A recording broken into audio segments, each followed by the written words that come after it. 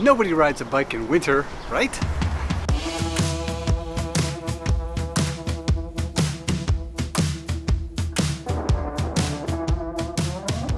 Hey everybody, I'm Tom and this is Shifter, a channel about urban cycling and bike commuting.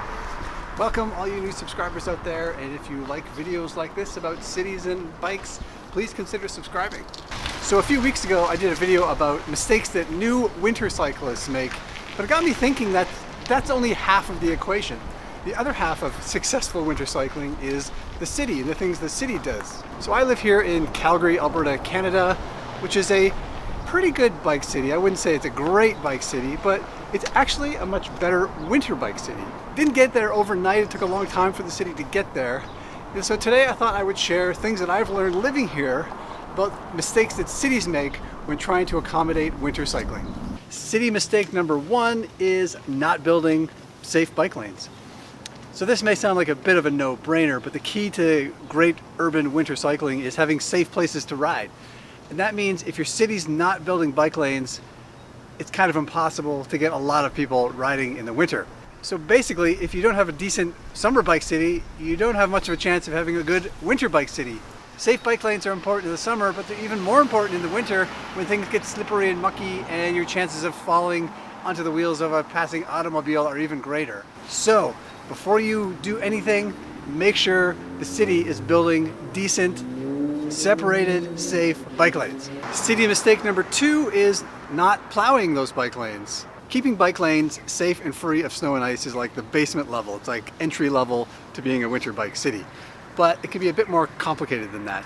What's just as important is reliability. You need to know that your bike lane is going to be safe for you to ride in if you're going to use it. I like to think of it like a bus. If you're never sure if the bus is going to show up every day, are you really going to stand there at the bus stop waiting? Bike lanes are the same way. If it's not plowed when you need it consistently and predictably, it's unlikely you're going to get a lot of people using them. Now, we're in the middle of a warm period and it hasn't snowed in a couple of weeks, but my city does a really good job about that. I know these bike lanes are going to be clear. Of course, winter is unpredictable. There are moments when it doesn't happen, but I can count on them to be there when I need them. And just one little word of warning here.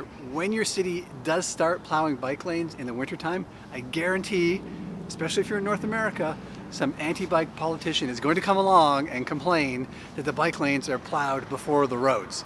This is just such a ridiculous argument on so many levels. Often it's not even the same equipment that's used to plow a bike lane as a road, and it's also not a zero-sum game. You can plow both of them. It's not a competition. Being a good, accessible city means plowing everything. But I guarantee some politician is going to say that, so don't freak out when they say it.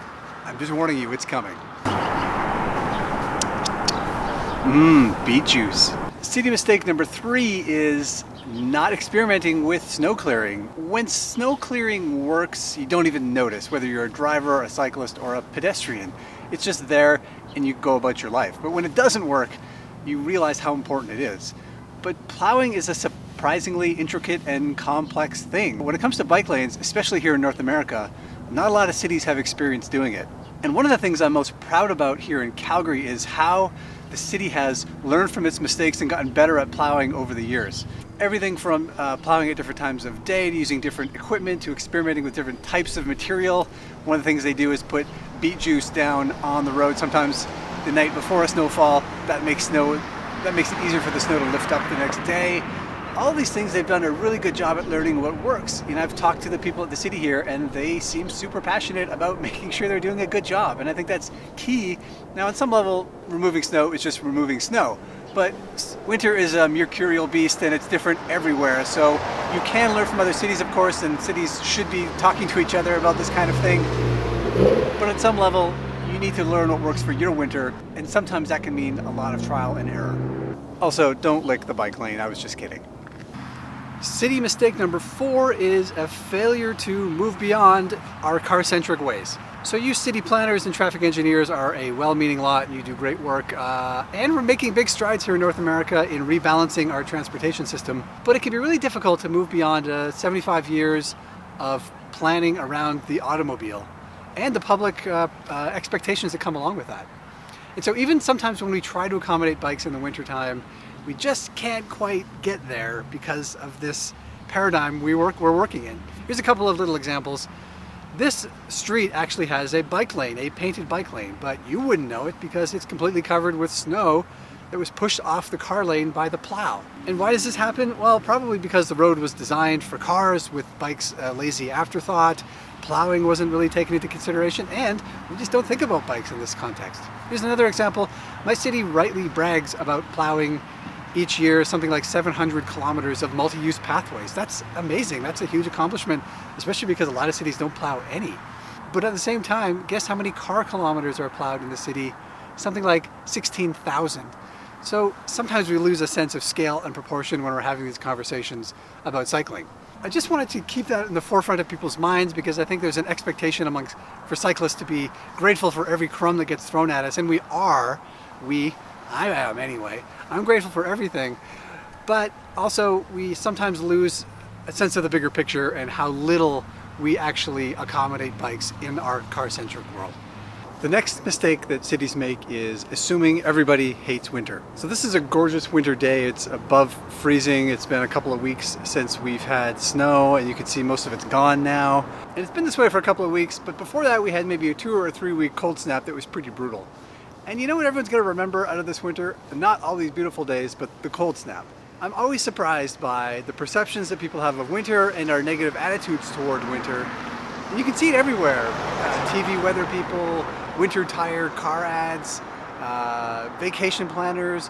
There almost seems to be a vested interest in ensuring all of us despise winter.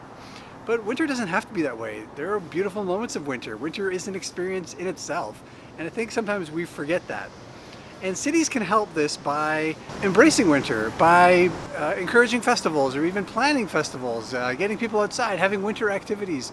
All that kind of stuff reduces the perception that everybody is against winter. And I think when that attitude changes, there is more people who are likely to get out on their bikes and give winter cycling a try. It's all kind of a package deal. It's even gotten to the point where these negative perceptions of winter influence the way our cities develop. This thing above me is a walkway between buildings, and my city has a whole network of them downtown. We call them plus 15s because they're 15 feet above street level, but other cities have them too. Minneapolis, lots of other winter cities, they're called pedways or skyways. And the argument in favor of them is that they shelter people from winter. And that's true, but they also have lots of negative consequences. There are costs to this, and one of the costs is that it does tend to take away from the street life.